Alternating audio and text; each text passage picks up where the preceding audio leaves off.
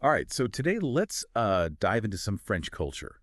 And specifically, we're going to be looking at la bise, that cheek-kissing greeting. Our source today is the Love to Visit France newsletter. And reading this, it makes la bise sound pretty intriguing, but maybe also a little intimidating. If you're someone that's like new to it, you know what I mean? It is fascinating how such a simple greeting can have like so many layers to it, right? Hmm.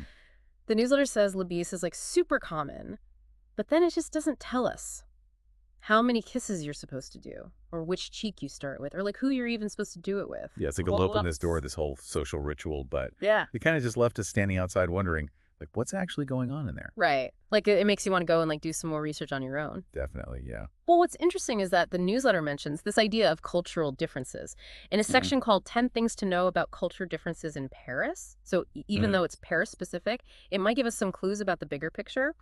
Surrounding Libby's, Okay, cool. Let's hear it. well, the first thing they mention is that Parisians are really big on politeness.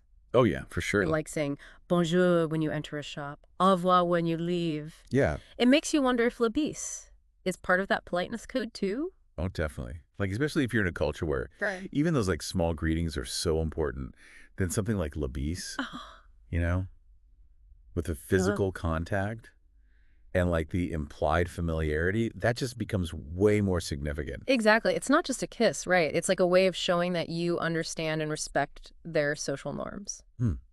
So it's more than just, like, being polite. I think so. And, Then we... the newsletter also mentions that Parisians tend to be a bit more reserved than, say, Americans. Okay, yeah. So maybe Libis is also like a way of creating a sense of warmth and connection within that like more reserved context. Ooh, that's an interesting take. So, like, almost like a bridge between people.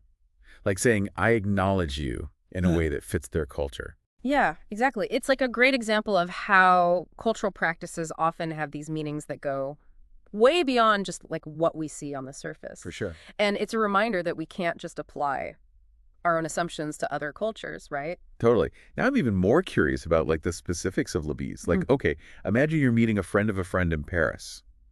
Do you just go for it? Do you wait for them to initiate? How do you know what to do? That's the question, isn't it? And unfortunately, the newsletter doesn't really answer those questions. But, it does say that Parisians really value like personal style, and they tend to dress like more formally than Americans. Yeah. So maybe that formality extends to greetings as well.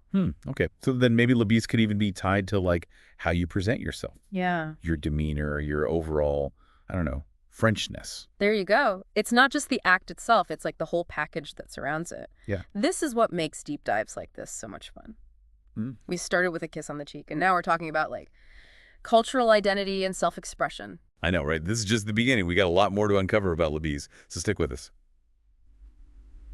Welcome back, everyone. I hope you've all been pondering all those Libby scenarios we talked about. Try to picture yourself in like a bustling Parisian cafe, and you're meeting someone new. Do you go in for the cheek kiss or not? I know I have. It's funny how much we just take for granted in our own culture.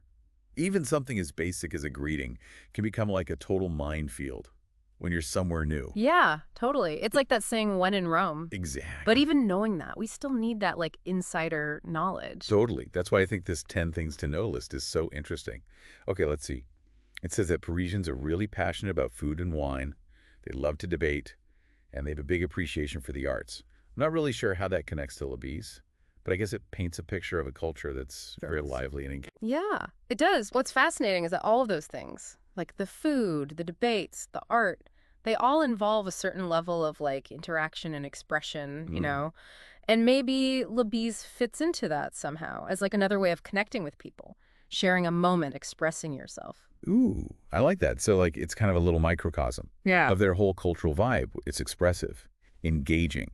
It's French. Haha, exactly. And it reminds us that these cultural practices are never truly isolated. They're always connected to this larger web of like values, beliefs, ways of being. So if we really want to understand La Bise, we need to understand the French mindset, their whole approach to life. Exactly. Their way of seeing the world. Their je ne sais quoi. Haha, yeah. Which brings us back to that idea of cultural exploration being a journey of self-discovery. Okay, I like that. When we try to understand another culture, we're also kind of forced to examine our own assumptions and biases about the world. It's like holding up a mirror to ourselves Yeah. and seeing how our own culture has shaped our own perceptions and reactions.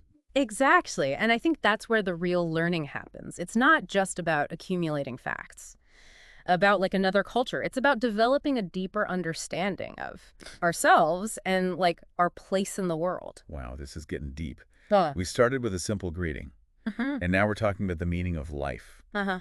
Well, maybe not the meaning of life, but certainly the meaning of cultural understanding. Sure. And I think that's a pretty worthwhile topic, don't you? For sure. But before we get too philosophical, Right. let's wrap up our Labai's exploration for now. We've uncovered a lot. But there's definitely still so much more to discover. Yeah, absolutely. We'll be right back with some final thoughts. All right, so we're back. And this is the final part of our Labai's deep dive. It's pretty amazing how much we've managed to uncover just from like looking at this one simple greeting. Yeah, it really shows you how much depth there is to all these different cultural practices, even the ones that seem totally straightforward at first. Right. Like Yeah. we started out thinking Labise was just like this kiss on the cheek, but now we're seeing it's connected to politeness, formality, personal expression, maybe even like a whole cultural mindset. Absolutely. And you know, that's the beauty of cultural exploration. It's not just about learning a bunch of facts. It's about like broadening our perspectives Mhm. and like challenging our assumptions. So what does all this mean for you, the listener? Well, next time you encounter some cultural practice that seems strange or confusing, think of Labise. Remember that. There's probably a lot more going on beneath the surface. Yeah, don't be afraid to ask questions. Do a little research. Try to like understand the deeper meaning behind it. You might be surprised at what you discover. And who knows, maybe you'll even gain like a new appreciation for your own culture Yeah, in the process. exactly. Like comparing and contrasting can help us understand both ourselves and others. Well said. A big thanks to you, our listener, for joining us on this deep dive into the world of Labise. Until next time, keep exploring, keep learning, and keep embracing the richness of cultural diversity.